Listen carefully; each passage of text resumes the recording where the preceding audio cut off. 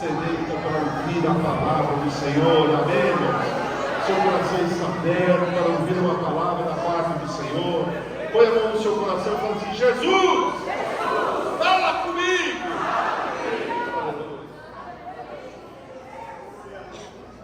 Seja bem-vindo.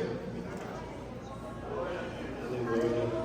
Obrigado, pastor Adilson, pastora Márcia, toda a família AD Vila Boa. Vocês moram no meu coração. Eu amo esse lugar, amo vocês. A paz do Senhor Jesus. Que maravilha. Abra sua Bíblia comigo em Eclesiastes.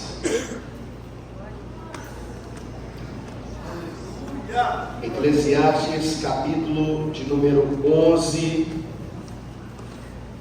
Eclesiastes, capítulo de número 11, versículo 9.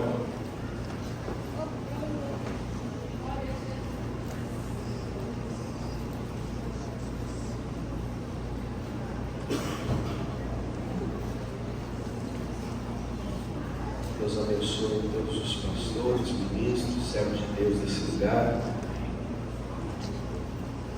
A presença do Senhor está aqui. Eclesiastes capítulo 11, versículo 9, diz assim: alegre-se, jovem, na sua mocidade, e que o seu coração lhe dê muita alegria nos dias da sua juventude. Ande nos caminhos que satisfazem ao seu coração e agradam aos seus olhos. Saiba, porém, que de todas essas coisas Deus lhe pedirá contas.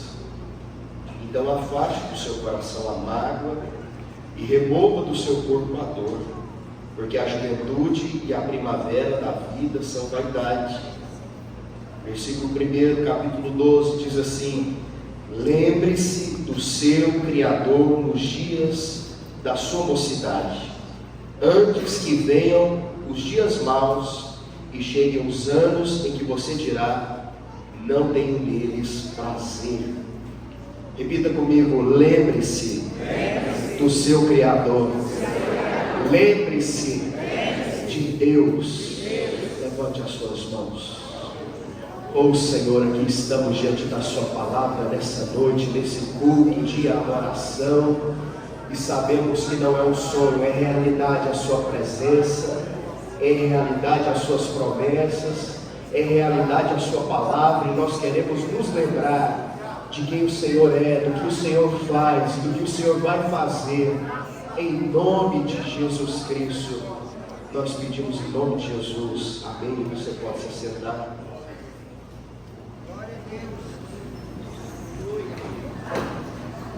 Meus queridos, Eclesiastes é um dos livros da Escritura, na verdade um livro autobiográfico da Escritura, não existe outro livro assim. É o único livro onde uma pessoa tem o direito de poder expressar toda a experiência da vida dele. Não existe outro livro na Bíblia nesse sentido. Em Eclesiastes, Salomão, a sabedoria salomônica, tem todo o direito de fazer um relato autobiográfico. A pessoa pode falar da vida dela. É um livro sobre a vida de uma pessoa. Não tem isso em outra parte da Escritura. E isso deixa as coisas mais interessantes, porque esse livro é sobre alguém que é um pregador de uma verdade, de algo que não é sonho, mas é realidade. Ele é um pregador disso. Salomão passou a sua vida toda procurando achar sentido no mundo de caos. Esse mundo, por mais que você estude, por mais que você se aperfeiçoe na teologia, na filosofia, por mais que você entenda os meandros do direito, você é sempre pego pelo enigma da vida. A vida parece um enigma, algo trancado, e a gente está tentando descobrir a resposta para isso, porque a gente é sempre pego. Então ele tenta expressar algumas palavras ao longo do livro sobre isso que é tão difícil, o enigma da vida. As pessoas estão em busca de resposta e sentido. Uma palavra que ele usa muito nesse livro é uma palavra difícil de traduzir. Tem palavra que é difícil de traduzir. Tem palavra que existe numa língua e não existe em outro idioma, você sabe, acontece isso. Teve quando os missionários da Sociedade Bíblica do Brasil tentaram levar a Bíblia para uma tribo, e eles contam isso até hoje, né? Lá não tinha a palavra perdão. Como que eles iam traduzir o Novo Testamento? Então, eles notaram que as pessoas, quando iam se vingar de um assassino, de alguém, a família pegava a mandíbula do parente ou da vítima e pendurava na porta. Aí eles notaram isso, os missionários notaram que eles tinham vingança, e era assim que eles simbolizavam. Eles arrancavam a mandíbula e penduravam na porta.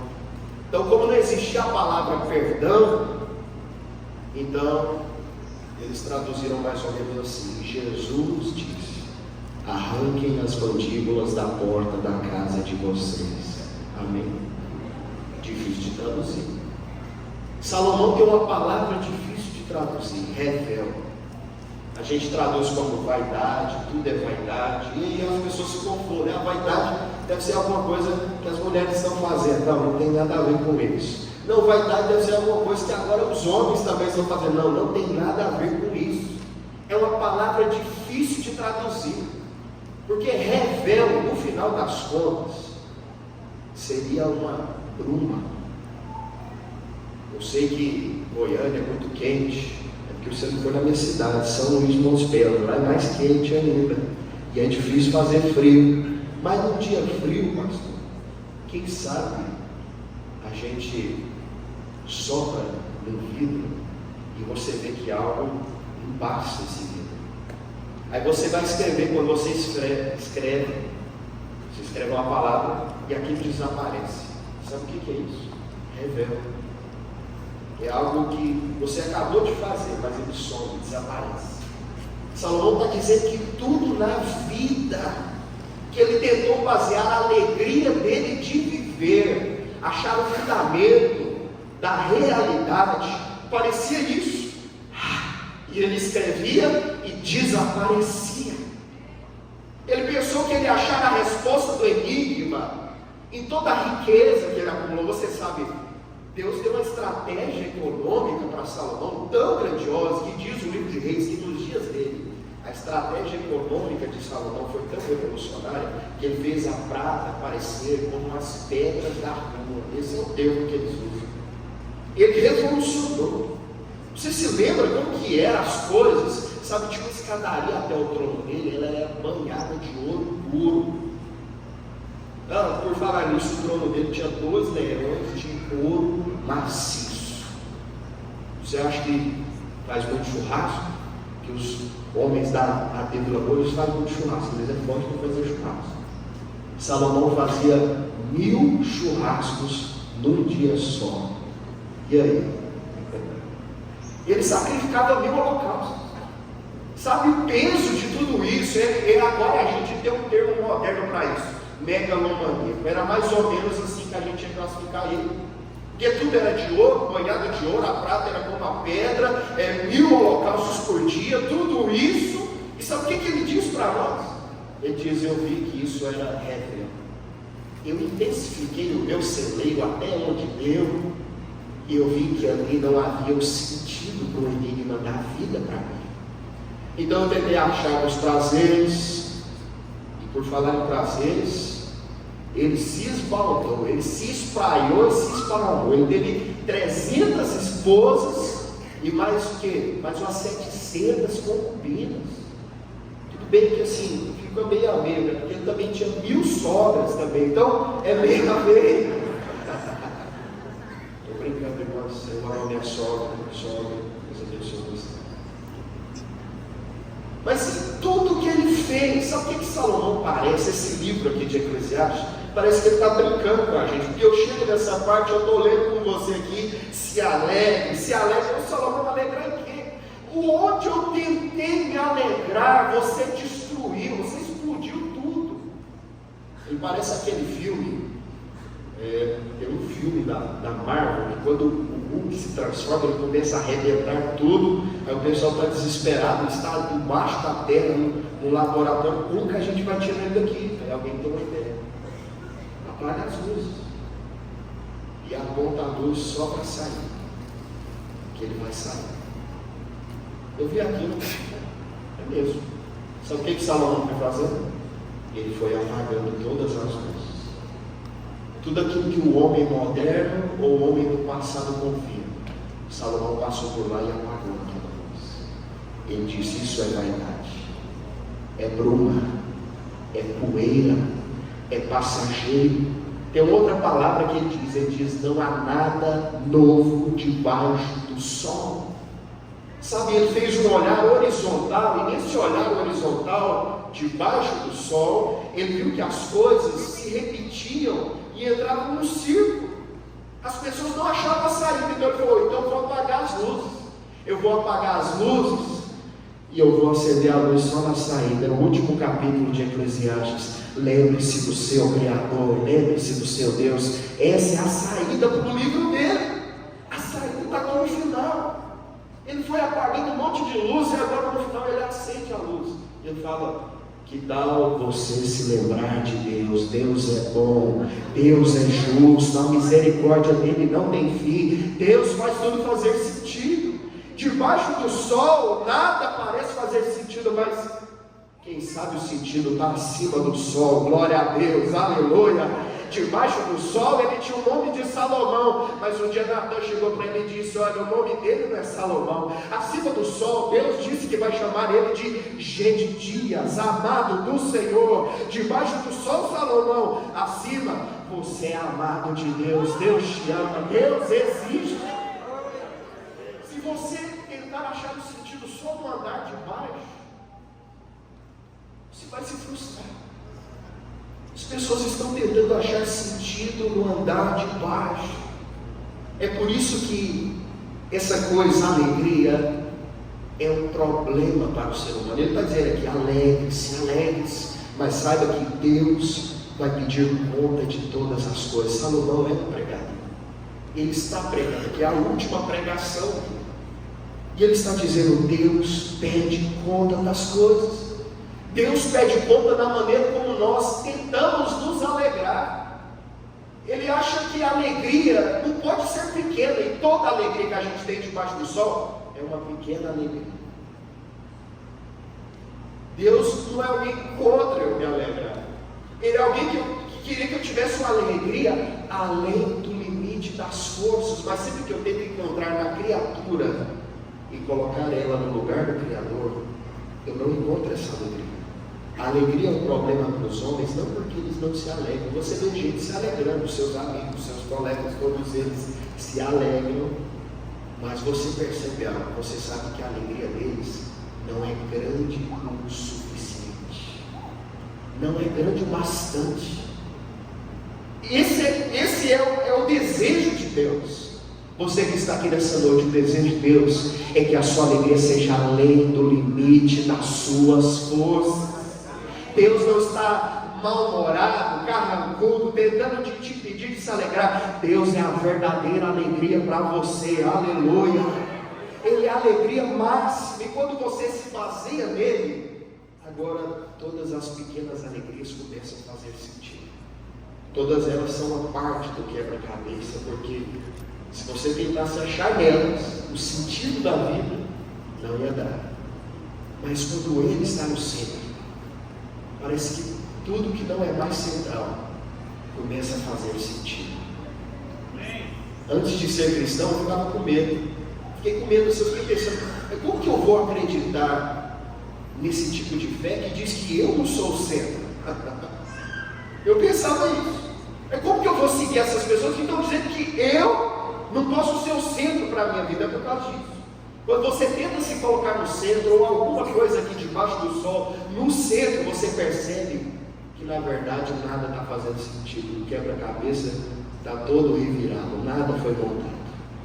Mas quando a gente se retira do centro e ele vem para o centro, aleluia, então a nossa não centralidade começa a fazer sentido, ela começa a se organizar. C.S. Lewis dizia: eu acredito no cristianismo como eu acredito no sol, não só porque eu vejo o sol, mas é porque através do sol eu vejo todas as outras coisas. Aleluia!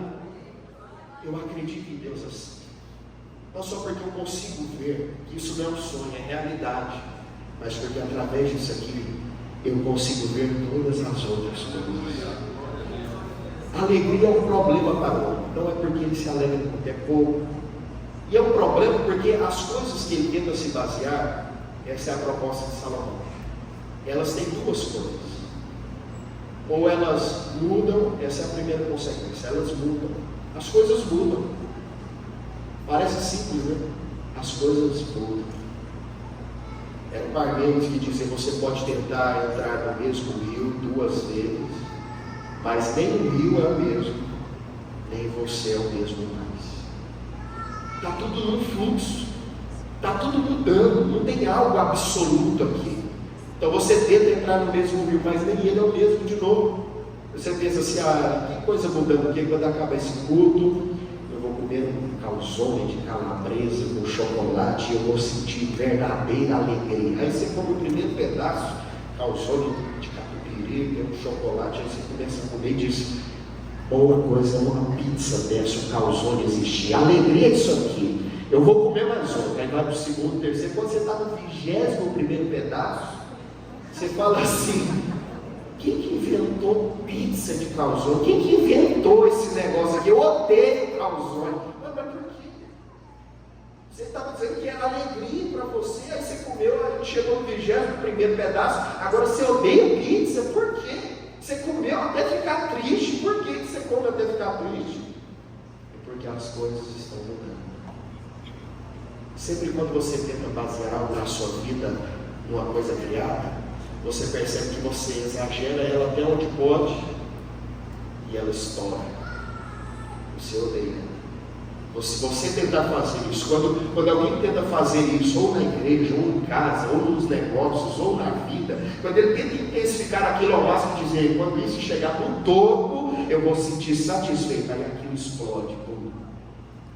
Agora ele odeia, virou uma aversão. Mas as coisas não somente mudam, elas perecem. Isso é triste para nós, elas perecem. Os antigos faraós, eles pensavam assim: já que tudo perece, nós vamos levar os nossos tesouros ao pé da pirâmide, nós vamos ser sepultados junto com os nossos tesouros e vamos levar os nossos tesouros para o pós-vida. Mas não adianta, você pode colocar quantas gavetas tiver, você não leva nada desse mundo. As coisas mudam, mas elas também perecem, você tem que perder. Então Agostinho disse: Deus deve ter nos criado para um propósito tão grande, porque o nosso coração não sossegue enquanto não se descansa em Deus. Aleluia! E ele diz: tudo morre, ou tudo muda, ou tudo perece, mas talvez a nossa alegria deve se basear em algo que nunca morre, em algo que nunca muda, em algo que nunca perece. E Hebreus diz: Jesus é o mesmo ontem, hoje e será eternamente. Jesus não morre. Eles tentaram matar Deus, eles tentaram assassinar Deus, mas Deus sabe o caminho de sair de dentro da sepultura. O túmulo dele está vazio, ele vive para sempre. Glória a Deus, aleluia. Se você tem que basear a sua vida hoje em algo além do limite das suas forças, baseie a sua vida naquilo que nunca morre, nunca muda. Glória a Deus. Não é que nada, não tem que buscar nada, não. Busque tudo nele, faça tudo para a glória de Deus. Nós estamos aqui te estimulando. O Salomão está dizendo: se alegre, mas lembre-se de Deus, coloque Deus na frente de tudo, e tudo vai ser aplanado, tudo vai fazer sentido. Coloque Deus, levante as suas mãos nessa noite. Oh, Deus está te chamando para um propósito especial. Quando Ele está no centro, tudo começa a fazer sentido. Aleluia! Profetiza sobre a sua vida e sobre a sua família. Deus, eu quero o Senhor no centro de tudo então. Deus, eu quero o Senhor na frente de tudo na minha vida. E eu sei que a minha alegria vai ser completa. Aleluia! Jesus disse: vocês podem pedir mais. Peçam e vocês vão receber de Deus, e a alegria de vocês vai ser completa. Aleluia. Aleluia. Salomão está nos chamando para a alegria além do limite das forças, mas uma alegria centrada em Deus. Deve estar concentrada em Deus. Deus é o norte para essa alegria. E então ele diz: lembre-se do seu Criador. Então eu quero te dizer nessa noite, em primeiro lugar, lembre-se de quem Deus é. Aleluia. Lembre-se de quem Ele é. Essa é a primeira lição do Antigo Testamento. O Antigo Testamento, a Bíblia, o Gênesis, nunca começou com um argumento para a existência de Deus. Os nossos teólogos contemporâneos chamam isso de pressuposicionalismo, pressuposto. A Bíblia pressupõe a existência de Deus, e ela te desafia a refutar isso. A Bíblia não argumenta com você, ela te desafia a fazer isso. A gente pode debater sobre Deus, mas debater sobre Deus e o ar é quase a mesma coisa. A gente pode debater se o ar e o oxigênio existem ou não, mas enquanto a gente debate, a gente continua respirando. É assim que a gente debate sobre Deus. É como o ar. Você fica debatendo sobre Deus, o outro debate se ele quer também, mas enquanto os dois estão debatendo, Deus mantém eles existindo e mantém eles vivos enquanto eles debatem. A Bíblia pressupõe a existência de Deus, e a primeira coisa que ela ensina é que o Deus que existe, e isso foi a primeira lição que Abraão aprendeu, é a onipotência de Deus, é isso que ele é. A Bíblia começa afirmando que Deus criou todas as coisas. E esse é o primeiro atributo que a Bíblia ensina para nós. Sabe qual que é a primeira coisa que Abraão aprendeu? Que a onipotência é uma coisa que faz Deus chamar à existência as coisas que não existem, como se elas já existissem. Glória a Deus. Paulo diz isso em Romanos 4. Porque Abraão aprendeu isso quando Deus mudou o nome dele. O nome dele era outra coisa. Aí Deus falou: vai ser Abraão, você vai ser pai de nações, de multidões. Deus, eu não tenho filho, mas eu estou chamando a existência aquilo que ainda não existe. Eu sou desse jeito, eu converso desse jeito, Abraão. Não, então eu aceito mudar de nome. Desde aquele dia ele confiou nisso. Ele confiou tanto nisso que quando foi a hora de sacrificar Isaac, ele disse para os homens: olha, daqui 3 dias eu e o menino, a gente volta vivo. É aí que começou a história de que depois de 3 dias alguém volta da morte. Começou ali. Porque Isaac foi para morrer e 3 dias depois ele voltou vivo. Aí lá em Oséias diz: Deus nos feriu até o 2º dia, mas no 3º dia Ele vai nos ressuscitar. Aleluia. Começou essa história aí. Esse negócio de 3 dias, aí alguém volta à vida. Glória a Deus. Aleluia. Mas por que Abraão confiou tanto nisso? Paulo diz que ele acreditava no Deus que ressuscita os mortos. Acredite se quiser. Abraão acreditava que a onipotência de Deus era algo tão poderoso, que não importa o que acontecesse com Isaac, Isaac ia voltar com vida. Aleluia, glória a Deus. A primeira coisa, lembre-se de quem Deus é.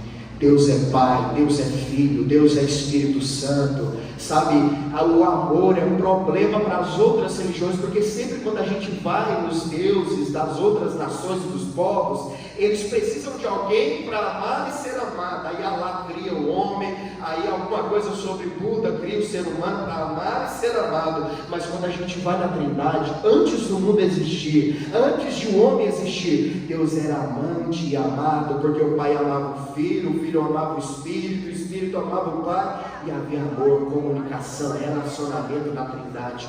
O amor não é um problema para Deus, porque Deus não se tornou amor, Deus é amor desde toda a eternidade, porque Ele é a Trindade. Glória a Deus. Lembre-se de quem Deus é. Em segundo lugar, lembre-se do que Deus fez. Deus não criou esse mundo, deu cordas no relógio e deixou esse universo funcionando por conta própria.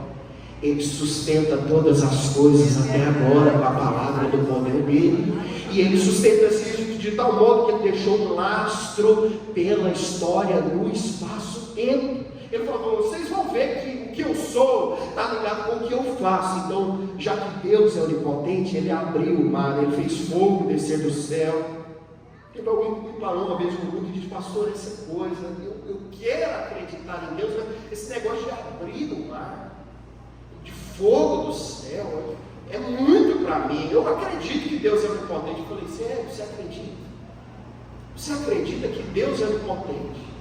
Então ele é onipotente, mas sem essa de fazer coisas onipotentes. É assim? Não pode ser assim. Ele é onipotente e sim, ele fará coisas que só um Deus onipotente pode fazer. E ele fez isso. Salomão falou que não tinha visto nada novo debaixo do sol. E olha que ele leu a lei de Moisés, olha que ele leu sobre a abertura do mar, ele leu sobre os milagres, o maná, a codorniz e a rocha, ele leu sobre tudo. Mas Salomão não leu sobre algo que os evangelistas iam escrever. Alguns séculos depois de muito tempo, sem nada novo debaixo do sol, apareceu um homem pregando em Nazaré. E algo novo debaixo do sol aconteceu pela primeira vez. Aleluia! Jesus é algo novo debaixo do sol. Salomão diz em Romanos 8: a criação todinha foi reduzida à vaidade, não porque ela quis, mas porque algo sujeitou ela à vaidade, ao rebelde Salomão. Mas a criação, o mundo inteiro, o universo está esperando a redenção e a libertação, a glória dos filhos de Deus. Aleluia! Lembre-se do que Deus é, lembre-se do que Deus fez, lembre-se do que Deus vai fazer conosco. Nós cantamos essa noite, se coloque de pé. Eu queria pedir que nós louvássemos esse hino mais uma vez. Se o grupo de louvor puder louvar ele. Não é um sonho, é a realidade. Aleluia. Eu chorei enquanto esse hino estava sendo cantado. Porque se Jesus não tivesse existido, a nossa vida não teria nenhum sentido. Mas porque Ele existiu, nós temos mais do que sentido. Nós temos todas as promessas de Deus nele. Temos todas as promessas. Você tem todas as promessas. A sua esperança não está no túmulo. A sua esperança não está na extinção desse universo. Para os agnósticos, a única esperança deles é o congelamento de todas as coisas, porque quanto mais o universo se expande, ele fica menos denso, menos quente. Então o que eles esperam é a morte dos planetas, dos sóis, das galáxias. Mas nós não esperamos a morte, nós esperamos a vida eterna que Deus está trazendo. Nós não esperamos apenas que esse universo morra e seja sepultado, nós esperamos que ele seja transformado, porque a cidade de Deus está descendo para cá. Quando Abraão saiu daquela terra de Ur dos Caldeus, Deus disse: eu vou te levar para um lugar, para a minha cidade. E ele queria morar na cidade de Deus. Ele ficou andando por tanto lugar, procurando essa cidade. Ele recebeu uma terra, mas o coração dele, Deus nos criou para a glória dele, aleluia. O nosso coração não descansa. Mas Abraão sabia: essa cidade está descendo, essa cidade vai descer. Eu queria que você levantasse a sua mão nessa noite. O Espírito Santo do Senhor está aqui neste lugar, glória a Deus. O Espírito do Deus que é poderoso, aleluia. Você que ainda não conhece esse Deus, eu quero te fazer um convite nessa noite, de você vir aqui à frente, para que nós possamos orar pela sua vida. Você que não conhece o Senhor Jesus, venha aqui à frente nessa noite. Essa é uma noite de salvação na sua vida. Eu sei que talvez você está cansado de buscar sentido, mas Jesus um dia ficou em pé e disse: quem tem sede, venha a mim e beba. E sabe que essa água que Ele oferece é água para o sentido agora e no mundo vindouro. Que Ele está trazendo é o sentido de agora e é o sentido no depois. Ele trouxe essa água viva para nós. Venha aqui à frente essa noite, você que não conhece o Senhor Jesus. Venha aceitar o Senhor Jesus nessa noite. Esse convite é para você. Antes de nós orarmos e abençoarmos a vida dos irmãos, esse convite é para você. Aleluia. Não tem? Levante a sua mão, meu irmão, todos nós. Vamos louvar a Deus, vamos cantar, não é um sonho. Aleluia, louve de todo o seu coração, aleluia. Glória a Deus.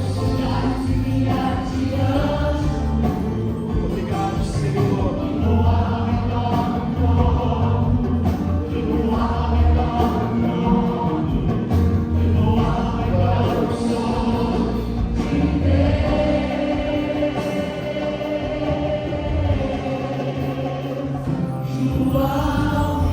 Aleluia, glória a Deus.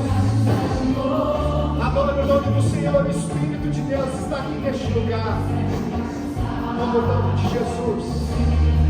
Em nome de Jesus. Jesus é algo novo que apareceu debaixo do sol. E a nossa vida nunca mais foi a mesma.